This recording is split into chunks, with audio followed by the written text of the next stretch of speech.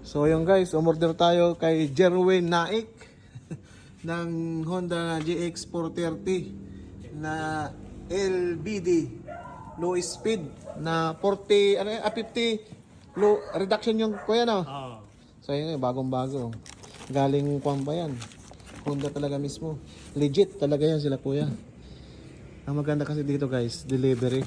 Wala ka nang aalalahanin. Ayun, may kasamang yung tambucho. Ang laki. So, try natin. Ginabi na sila eh. So, papa-open natin. Para makita natin yung mga kasama. Yung ibang previous na kasama ay tupalo na lang. Tumuro siguro. Sabi ni... Tsaka, yung oil ba yun? Kuya no? Tsaka damit. At tsaka cup.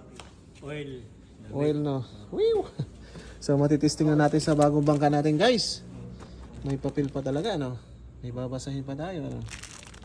Ayos din naman na yan. Yan yung warranty card. So yun guys, may kasamang warranty card. 2 years para to. 2 years warranty yan. Yan, may booklet pa. Whew! Titingnan natin kung maganda ang takbo sa bangka natin. So yun guys, titestingin na natin. Ginabi na sila sir. Whew! So, walang dalang oil. Tomorrow na lang. So, para matisting natin, bumili tayo nito.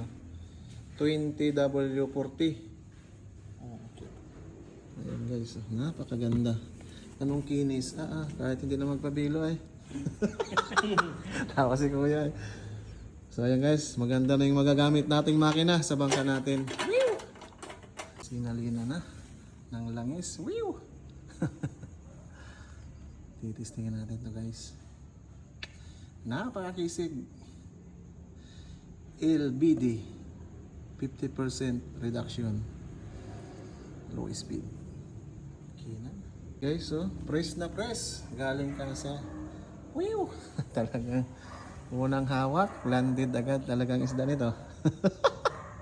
Ayan guys, advisable na break-in maghapon o half hour. Maghapon talaga sir. Maghapon pa anda rin. Para saan sir? Maghapon talaga. Yan talaga yung tamang pag-break yan. Guys, ang mayari pala na nabilhan ko nito, kababayan ko pa, taga Marinduque. Gitna. Ito. Ito ko sa gabi.